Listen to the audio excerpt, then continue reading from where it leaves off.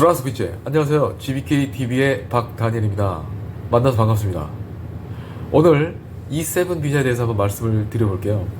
특히 E7 중에서도 우리 한국에 유학을 와 있는 많은 외국분들이 계시는데 그 유학생분들이 나중에 졸업을 해서 어떻게 E7 비자를 받을 수 있는지에 대해서 제가 한번 말씀을 드려볼게요. 여러분들 한국에 2년제를 졸업할 수도 있고, 그리고 4년제를 졸업할 수도 있고, 또는 석사, 박사 학위를 받는 분들도 계십니다. 이런 분들은 어떻게 한국에 있는 직장에 들어가야 될까요? 네, 맞습니다. E7 비자를 통해서 여러분들이 비자를 받을 수가 있는데, 이 E7 비자는 여러분들이 학교를 졸업했다고 해서 주는 비자가 아닙니다. 이 비자는 취업 비자예요. 평범한 취업 비자가 아니라 전문직 취업 비자입니다. 우리 한국 경제 발전에 도움이 될 수 있는 그런 우수한 자원들을 유치해서 취업 비자를 발급해주는 제도예요. 그래서 여러분들이 나름대로 준비를 하셔야 되는데, 여러분들이 취업을 하시려면 어떻게 하셔야 됩니까?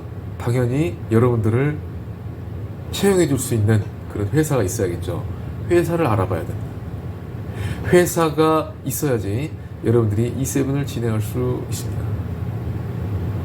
실질적으로 E7 비자를 진행을 하다 보면 사실은 서류의 거의 70% 이상이 회사에 대한 자료입니다. 왜 그럴까요? 아무 회사나 E7 비자를 진행할 수는 없겠죠. 외국인들을 채용할 정도가 되면은 회사의 규모가 어느 정도 있어야 됩니다. 특히 한국 국민들의 어떤 채용 여건을 보장해줘야 되기 때문에 한국 근로자도 어느 정도 확보가 되어 있는 규모가 어느 정도 큰 회사가 해당되는 겁니다. 그래서 어떤 회사에 대한 각종 매출 실적이나 납세 실적을 제출하게 되어 있습니다. 그래서 회사에 대한 어떤 검증을 아주 상세하게 우리 출입국 사무소에는 하는 편이고요. 그리고 나머지는 여러분들의 어떤 자격 여건을 살펴보게 되어 있는 겁니다. 그래서 여러분들만 준비되어 있다고 해서 E7을 받는 것이 아니라 여러분들을 채용할 수 있는 회사가 있어야 된다는 거, 그게 중요합니다. 그래서 여러분들은 졸업을 앞두고 부단히 노력을 해서 여러분들의 회사를 찾아야 돼요. 일단은 E7 비자에 필요한 서류를 먼저 한번 말씀을 드려볼게요. 먼저 여러분들의 어떤 서류를 말씀드릴게요. 여권, 그 다음에 아이디 카드, 그 다음에 여러분들의 어떤 거주지를 증명할 수 있는 부동산 계약서, 그리고 여러분들이 이제 회사를 들어가게 되면 재직증명서를 받게 됩니다. 그래서 재직증명서, 또 어떤 걸 받게 돼 있나요? 근로계약서. 네, 근로계약서를 확인을 해야 됩니다. 이때 주의해야 될 점은, 여러분들 GNI 금액 있잖아요. 그 GNI 금액의 80% 정도의 금액이 되겠습니다. 그래서 그 금액 이상의 근로계약을 맺어야 이게 비자가 나올 수가 있게 되겠습니다. 그리고 이제 나머지 회사에 대한 자료인데요. 회사는 방금 말씀드렸다시피 납부 내역 증명서, 납세 증명서, 지방세 납세 증명서, 사업자 등록증, 그리고 4대 사회보험 사업장 가입자 명부, 또 고용보험 사업자 취득자 명부, 때에 따라서는 외국인 근로자의 어떤 그 명단을 요청을 할 수도 있습니다. 많죠? 그래서 회사에서는 회사 나름대로 우리는 외국인 근로자를 채용할 수 있는 준비가 되어 있다. 아주 튼튼한 회사이다. 세금도 잘 내고 있고, 그리고 매출도 실적도 어느 정도 괜찮고, 앞으로의 비전이 있는 회사가 맞다라는 걸 어필을 해야 되고, 여러분들은 저는 이 회사에 취업을 할 수 있는 준비가 되어 있다. 어떤 학업을 통한 지식을 갖추고 있다. 나름대로의 법도 준수했고 세금도 잘 냈고 모범적으로 E7 비자 취득을 해서 한국에서 잘 생활할 수 있다라는 것을 증명해야 됩니다. 그래서 여러분들 너무 걱정하지 마시고 진행을 하시면 되겠습니다. 여러분, 여기서 제가 정말 중요한 것을 하나 말씀을 드리겠습니다. 여러분들 한국에 취업을 하실 때 E7 비자를 신청하시잖아요. 그런데 여러분들이 한국에서 배웠던 공부, 그 공부한 내용과 여러분들이 일하는 분야가 일치해야 된다는 사실이죠. 결국에는 기계공학과를 나왔으면 기계 쪽에 회사를 들어가야 되고,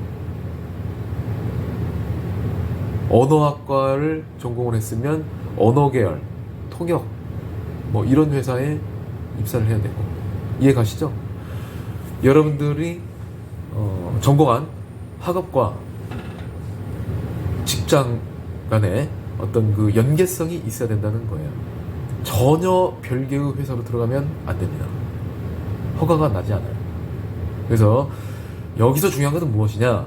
여러분들이 애초에 한국에 올 때부터 이걸 다 준비를 하셔야 돼요. 내가 나중에 무엇을 공부해서 어떤 직업을 구할 것이다.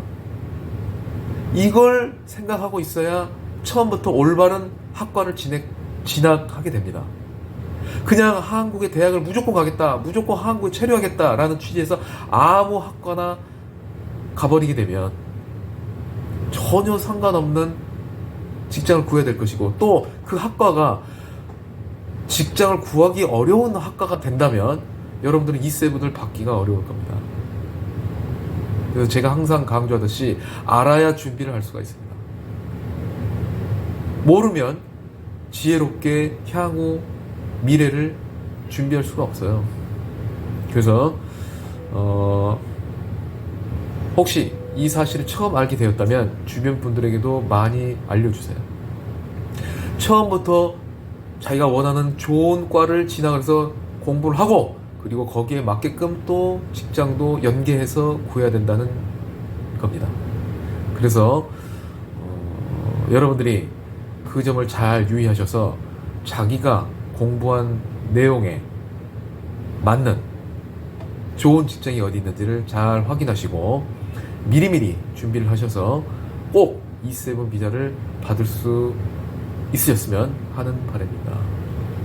E7 비자를 통해서 안정적으로 수익을 창출하고 향후 영주권 취득 등 좋은 비자로 전환을 해서 한국에서의 삶이 성공적인 삶이 될 수 있도록 그렇게 되었으면 좋겠고, 여러분들의 꿈이 반드시 이루어졌으면 하는 바람입니다.